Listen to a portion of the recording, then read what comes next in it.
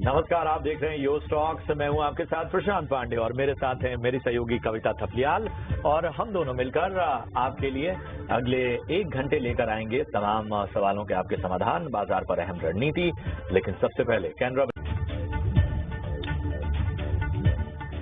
नमस्कार, आप देख रहे हैं योर स्टॉक और चलिए अगले 1 घंटे हम आपको बताने वाले हैं कि आपको अपने स्टॉक स्पेसिफिक रणनीति में किस तरह से आगे बढ़ना है। अगर आप भी कोई स्टॉक स्पेसिफिक सवाल हमसे पूछना चाहते हैं तो आपको करना कुछ नहीं है, बस अपने सवाल हम तक पहुंचा देने हैं। नंबर आपकी स्क्रीन पे हम फ्लैश कर रहे हैं। मेहमान के तौर पे हमारे साथ एलिगेयर ब्रोकिंग के अजीत मिश्रा भी जुड़ गए हैं। अजीत, हाय, स्वागत है आपका योर स्टॉक में। और आपके पास दर्शकों के सवाल लेकर आए उससे पहले झटपट एक ताज़ा बाजार का चेक, जहां पर तेज उतार चढ़ाव का एक आलम हमें फिलहाल दिखाई दे रहा है। 24,600 के आसपास फिलहाल कारोबार होता हुआ 1/4% की कमजोरी। सेंसेक्स आप देखिए लगभग 330 अंक नीचे है, 80 से 2% की गिरावट हमें दिखाई दे रही है। चलिए अजीत, आपके पास आऊंगी और पहले तो बाजार का एक हाल हम जानना चाहेंगे आपसे। तो एक तो एक्सपायरी का दिन और ऊपर से जो टैरिफ लागू हुए हैं वो वाली बात। हालांकि सरकारी खेमे से स्टेटमेंट्स आ रही हैं कि बातचीत चल रही है। अच्छी बात यह है कि दोनों देश जो हैं वो एटलीस्ट बातचीत के लिए ओपन है, लेकिन ये कब तक निष्कर्ष कल के निकलेगा। एक्सपोर्टरों के साथ सरकार की जो बातचीत है वो भी अब शुरू हो चुकी है। काफी लंबे समय से हम देख रहे हैं बैठकों का दौर जारी है और भी उनके एक्सपोर्ट को बढ़ाने को लेकर रणनीति जो है यहाँ पर तेज की जाएगी, सोची जाएगी। बट इन सब के बावजूद एक लबोलुबाब जो हमें देखने को मिल रहा है अजीत, वो ये है कि देखिए जीएसटी की एक राहत जो हमने देखा लगभग 1 हफ्ता प्ले हुई है बाजार में, उसके बाद बाजार ने उसको साइड कर दिया। अब एक बार फिर से टैरिफ का ये स्ट्रेस बाजार अब लेकर बैठा हुआ है। आज एक्सपायरी भी है। अब ऐसे में जितने अहम लेवल्स हमने बाजार को छूते हुए देखे थे पिछले कुछ दिनों में, वहां से नीचे आते हुए 24,620 के लेवल्स फिलहाल दिखाई दे रहे हैं। ये टेंशन अगर और प्रोलॉन्ग होती है तो हमारे लिए कितना बड़ा रेड फ्लैग और हमारे लिए अब इम्पोर्टेंट सपोर्ट फिर क्या हो जाएगा जो हमें ब्रेक नहीं करना है। गुड मॉर्निंग कविता। तो बिल्कुल कविता, देखिए बहुत सारी चीजें हैं। एक तो आपकी तरफ अर्निंग्स की तरफ से कुछ खास मेजर सपोर्ट आया नहीं। बीच में आपने जैसे बताया कि पिछले 2 वीक हमने जो रिकवरी देखी लार्जली लेड बाय था कि जीएसटी रिफॉर्म्स ट्रिगर कर सकते हैं एक अच्छा कंजम्पशन का अपटिक। उसकी वजह से 2 वीक तक हमने देखा करीब 1% के गेन्स हमने देखे बेंचमार्क में। सेक्टर वाइज चाहे वो एफएमसीजी हो, ऑटो हो, इनमें काफी स्ट्रॉन्ग रिबाउंड देखा। इन सब में सबसे बड़ा चैलेंज रहा कि बैंकिंग का पार्टिसिपेशन ना के बराबर रहा। और अब जब मार्केट में गिरावट का दौर शुरू हुआ है तो बैंकिंग का पार्टिसिपेशन दोबारा से आ गया है नेगेटिव साइड पे। तो वो कहीं ना कहीं एक चैलेंज बन गया है मार्केट के लिए। अभी तक जो बाकी सेक्टर्स हैं वो कहीं ना कहीं थोड़ा संभले हुए हैं या फिर इन्हें कंसोलिडेट कर रहे हैं। मेजर प्रेशर आपको अभी बैंकिंग की तरफ से देखने को मिल रहा है। तो अभी के लिए जिस तरीके से हमने देखा है कि चीजें अनफोल्ड हुई हैं, एक ठीक ठाक करेक्शन हम ऑलरेडी देख चुके हैं। आज हमने 100 ईएमए के नीचे स्लिप किया है, मीन्स 24,630-40 के पास आपका 100 डेज का एक्सपोनेंशियल मूविंग एवरेज, इसको हमने इंट्राडे में पेनिट्रेट किया करीब 500 के पास, जहां पे पुट राइटर्स काफी एक्टिव थे। आज क्योंकि मंथली एक्सपायरी है उस लेवल का इंपॉर्टेंस काफी ज्यादा है। तो 500-550 के पास जिस तरीके से पोजीशनिंग है पुट्स की, पॉसिबल लगता है मुझे कि आज इंट्राडे में एटलीस्ट आपको और डैमेज नहीं दिखेगा। आज इंट्राडे का आपका डाउन साइड कंप्लीट हो गया। 500 के आप नीचे जाएंगे तो 450 एक मार्जिनल सपोर्ट है, बट जो मेजर अब आता है वो आपका 24,200 पे आएगा। तो अभी के लिए थोड़ा सा टोन साइडवेज नेगेटिव बरकरार है जब तक कि कोई बैंकिंग की तरफ से रिलीफ ना देखने को मिले।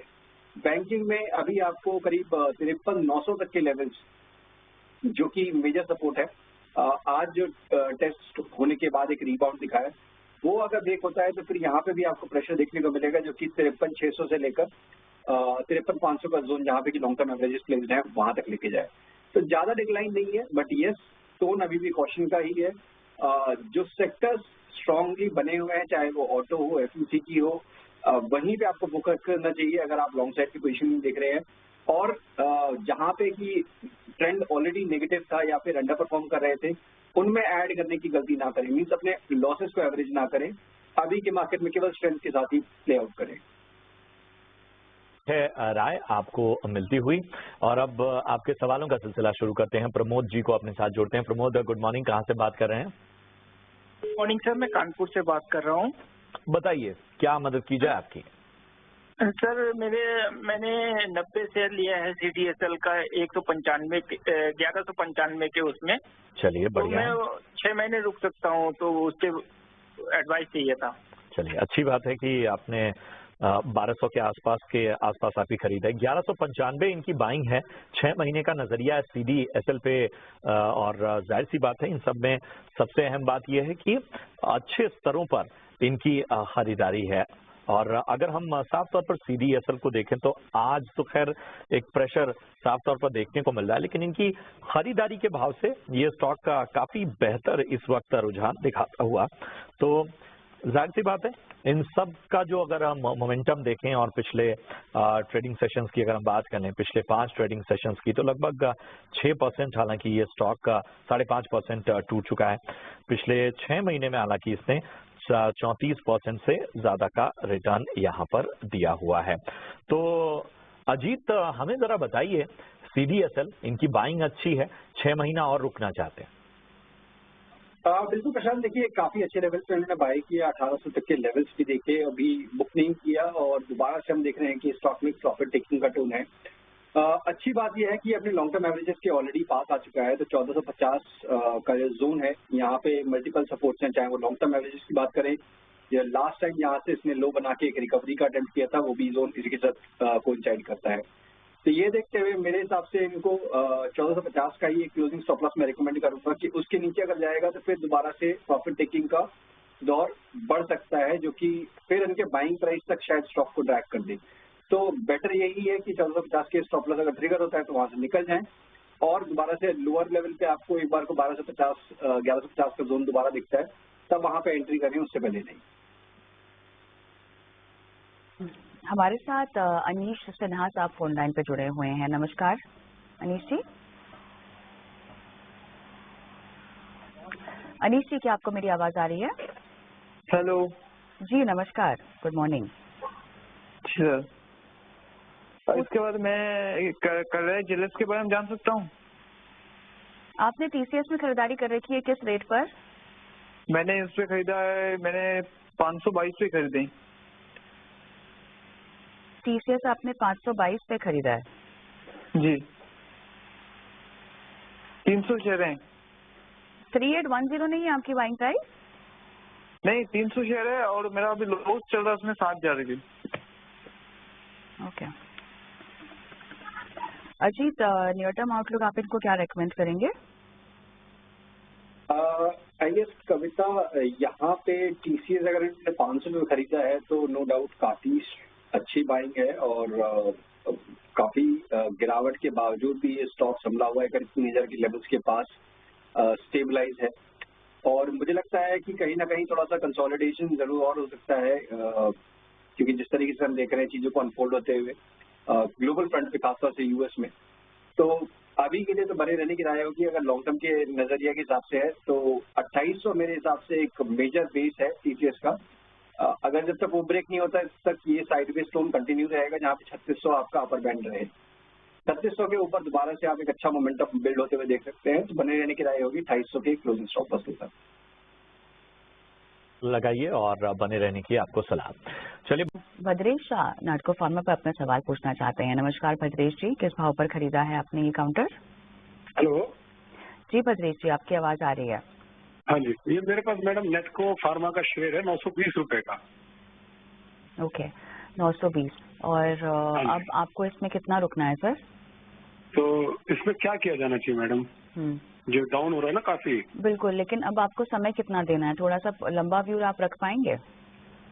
कितना करना है? कोई दिक्कत नहीं है, 6 महीने भी कोई दिक्कत नहीं है। चलिए ठीक है, बताते हैं अगर 6 महीने तक का आपका व्यू है तो। Okay Ajit, as a sector पूरा प्रेशर में तो रहेगा ही है, बट 6 महीने का व्यू पकड़ना अजीत क्या सही होगा? हाँ जी मैडम। अजीत, आपको मेरी आवाज आ रही है? बिल्कुल बिल्कुल। यहाँ पे जिस तरीके से गिरावट आई थी, काफी शार्प गिरावट आई थी in the month of February, उसके बाद हमने देखा कि स्टॉक ने कुछ समझने की कोशिश की, बट अब दोबारा से जैसे कि आपने बताया कि फार्मा स्टॉक्स में एक प्रॉफिट टेकिंग का टोन है और यहाँ पे भी करीब 9% की गिरावट इस महीने में हो चुकी है। रिकवरी के केस में 900-925 के लेवल जो उनके बाइंग प्राइस लेवल है वो एंटिसिपेटेड है कि जल्दी ही आपको दोबारा से देखने को मिल सकते हैं, प्रोवाइडेड कि ये स्टॉक आपका 850 के लेवल को होल्ड करे। तो ज्यादा बड़े मैं कहूंगा कि स्टॉप लॉसेस ना रखें यहाँ पे, बिकॉज ये सपोर्ट अगर ब्रेक होता है तो फिर सिचुएशन और खराब हो जाएगी, करीब 750 तक ये स्टॉक जा सकता है। तो उसके नीचे फिर आपको एक बार को लॉस ले लेना चाहिए 850 के नीचे। और रिकवरी के केस में मैंने जैसे बताया 900-920 पहला हार्ड लो का, वो अगर क्रॉस हो गया तो फिर करीब 1000 तक के लेवल्स भी देखने को मिल सकते हैं। तो एक बार 920 के पास दोबारा से अपनी पोजीशन को रिव्यू कर ले, बट साथ में 850 के स्टॉप लॉस को जरूर ध्यान रखें। चलिए, तो ये है राय मिलती हुई आपको नैटको फार्मा पे। थोड़ा सा आपको स्ट्रेटेजिकली इसमें जिस तरह अजीत जी ने बताया मूव करना होगा। मयंक वाजपेयी ने यूट्यूब पर सवाल पूछा है, टाटा मोटर्स पे अजीत जी राय जानना चाहते हैं। मैं इनकी बाइंग प्राइस बता देता हूं, 831 831 की इनकी बाइंग है, काफी ऊपरी स्तरों की बाइंग है। बहुत सारे जो दर्शक हैं, जो निवेशक हैं, वो तो 900 के ऊपर तक भी फंसे हुए हैं। बहुत सारे सवाल टाटा मोटर्स पे इस बीच आ रहे हैं। 831 की बाइंग है सर, क्या करना चाहिए टाटा मोटर्स में? नुकसान तो हो रहा है। बिल्कुल प्रशांत, देखिए जैसे आपने बताया कि बहुत सारे लोगों की क्वेरीज होती है टाटा मोटर्स पे, तो कहीं ना कहीं हमको लगता है कि अगर सारे स्टॉक्स ऑटो बास्केट में चल गए हैं, जैसे महिंद्रा, टीवीएस, आइशर अपने रिकॉर्ड हाइस पे है, मारुति में मूवमेंट आ गई है, तो आप फाइनली टाटा मोटर्स में मूवमेंट आ ही जाएगी। तो ऐसा कोई फिक्स रूल नहीं है कि आपको सभी स्टॉक्स परफॉर्म करें within the sector. No doubt यहाँ पे भी रिकवरी आई, बट वो सस्टेन नहीं हो रही है और कहीं ना कहीं अंडर परफॉर्मेंस काफी लंबे टाइम से हम देख रहे हैं टाटा मोटर्स को झेलते हुए। तो नियर टर्म में मुझे कोई खास इसमें चेंजेस होते हुए नजर नहीं आते जब तक कि ये स्टॉक 720 के नीचे है। तो मेरी राय ये होगी कि अगर आप लंबे अवधि के लिए जुड़े हुए हैं तो आप बने रह सकते हैं। 640-620 मेजर सपोर्ट है इसका डाउन साइड पे, मीन्स उसके नीचे भी नहीं जाता हुआ दिख रहा, बट जो एक्चुअल मोमेंटम आएगा वो 720 के ऊपर आएगा। उस केस में फिर आप देखेंगे एक अच्छा ट्रेंड अनफोल्ड होता हुआ नजर आएगा, क्योंकि स्टॉक करीब 850 से लेकर 900 तक लेके जा सकता है। चाहिए तो यहाँ पर फिलहाल रुकने की सलाह आपको दी जा रही है टाटा मोटर्स में। अजीत, यूट्यूब के जरिए निकी कुमारी अपना सवाल पूछना चाहती हैं। टीटागढ़ में इन्होंने खरीदारी कर रखी है और इनकी बाइंग प्राइस ये बता रही है 947 है। बताइए, मेरे पास फोन लाइन पर ये है नहीं, यूट्यूब पर सवाल पूछा है, सो आई थिंक थोड़ा सा शॉर्ट टर्म आउटलुक इनको बताया जा सकता है। घाटा तो इनको काफी हो रहा है। बिल्कुल, देखिए यहाँ पे टीटागढ़ में एक अच्छी रिकवरी का अटेम्प्ट हुआ था हाल फिलहाल में, जहाँ पे कि रिकॉर्ड अपना 52 वीक हाई अपने लॉन्ग टर्म एवरेजेस के पास बनाने की कोशिश की थी। बट जैसा कि गिरावट का दौर दोबारा से हमने देखा कि अक्रॉस दी रेलवे काउंटर्स, तो इसमें भी फिर वो सेलिंग प्रेशर रिज्यूम हुआ। बट कंपैरेटिवली मुझे लगता है इसका स्ट्रक्चर अभी भी ठीक है। अगर मैं इसको मीडियम लॉन्ग टर्म के पॉइंट ऑफ व्यू से बात करूं, कॉज एक काफी स्ट्रॉन्ग बेस बन गया है करीब 750 से लेकर 800 के जोन में।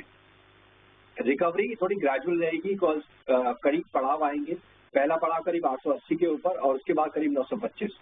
तो अगर ये टाइम ले सकते हैं तो डेफिनेटली इनको बने रहने की राय होगी। अब 800 के नीचे मुझे लगता नहीं है स्टॉक इतनी जल्दी हार मानेगा, तो वो आपका एक स्टॉप लॉस रहेगा और 925 के पास आपको दोबारा से रिव्यू करना चाहिए अपनी पोजीशन।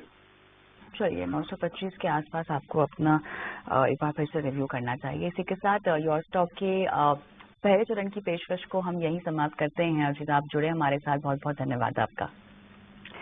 और एक छोटा सा ब्रेक लेंगे, ब्रेक के उस पार सेकंड एडिशन योर स्टॉक का शुरू करेंगे नए मेहमान के साथ। आप बने रहिए हमारे साथ।